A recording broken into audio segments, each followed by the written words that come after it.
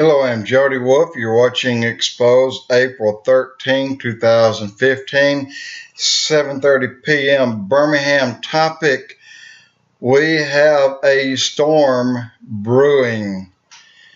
It's going to be one of the worst that you've ever known, and one that is going to actually require a lot of prayer to get out of it or to get through it. I'm going to call this one Daily Bread 2. Surviving the storm and how will we survive? Most of us, and you think about it, we have had a time when we lived on a sea of tranquility, when everything was calm, bills are paid, there's no waves right now, no threats, no worries. The children are healthy. The IRS is not chasing us. Everything is really good, and we can't complain.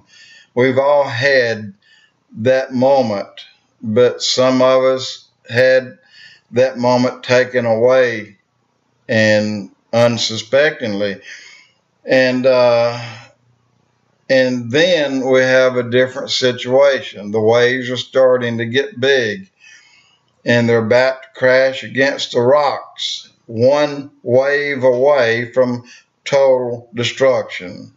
The sail has torn from the mast, and now your very life, your family, is hinged right here.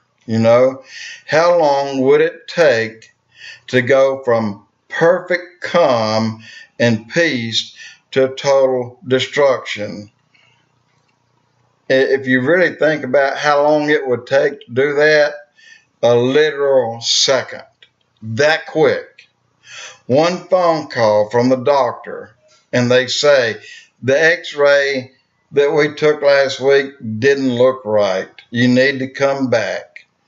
And then one bad business decision just turned your business career upside down, and all you have worked for in your lifetime can be lost. Life is about storms and about surviving storms. And I'll tell you this personally, that happened to me on both. One day we got a call, and they wanted to see my wife about a shoulder x-ray, and it led into other things, and she passed away a year and a half later. And during that time, there were some business decisions I needed to make, and I wasn't mentally able to do it. And so most of that went away, and I didn't even get down to break even. I wish even break even would have been a reality, but it wasn't. And but what we're talking about now, life is about storms, and it's about surviving these storms, and we all have been through them. In Mark chapter 6, verse 45 through verse 52, it's how Jesus calmed the storm. The fishermen were in the sea crossing it, and there was a really big storm. And out of the blue, they saw Jesus, but they didn't know he was Jesus. They thought he was a ghost walking across the water. But he gets where they can make out who he is, and they call out to him. And he, Jesus, think of him as a normal buddy, okay? Look at him like that. Just think of the Lord as just a guy. And that, like us, we like to cut up. We like to kid each other from time to time. Well, he's walking by them as if he didn't see them. But yet this storm is rocking and rolling their boat, and for seasoned fishermen, they were afraid. And Jesus is just kind of walking by. And when they call his name, he said, okay, so he immediately calmed the storm. It just stopped. And that was the first moment that they knew who he was. When he calmed that storm right there on the spot. And that was, I would love to have seen that. And, but let me tell you about the storm that we are in today.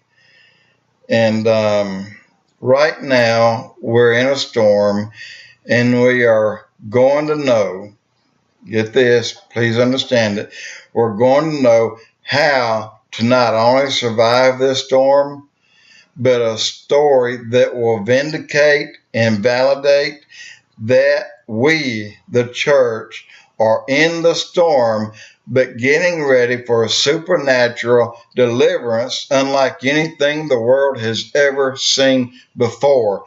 Guys, that's about to happen. We are in a storm that is horrific, that is unbelievable, and people that have not opened their eyes still hadn't seen it, but it's going to be the worst storm that's ever hit this world.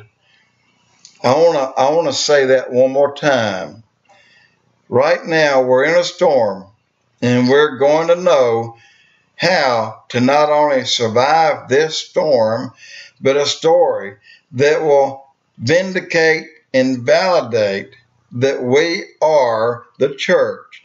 We are in the storm, and we are getting ready for a supernatural deliverance unlike anything the world has ever seen before. Guys, that's because we are Christians. That's because the power of God left in you the Holy Spirit. He is stronger than any on earth. Greater is he that is in me than he that is in the world. Remember that. The Holy Spirit, the one who resides in you, the Christian, has more power than the world. And Satan is in the world. Satan controls all evil. The old saying, the devil made me do it, he didn't do it without your permission. And I was unfortunate.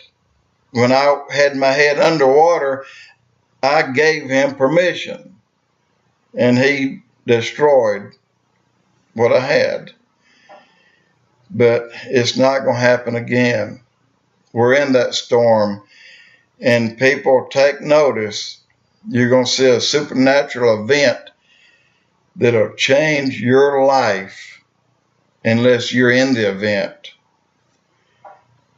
And just please think about it. Jody Wolf, Expoz.